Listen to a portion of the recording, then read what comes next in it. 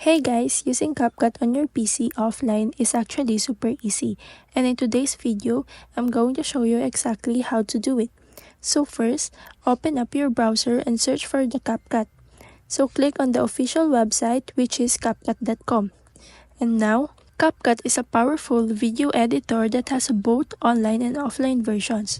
So if you just want to edit in your browser, you can click on Create New Video and start instantly. But right now, we're focusing on the offline version.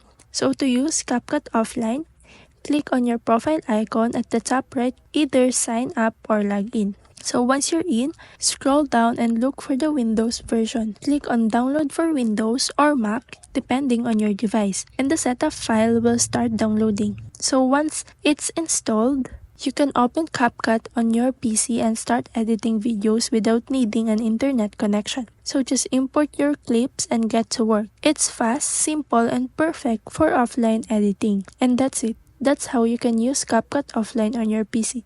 Thanks for watching.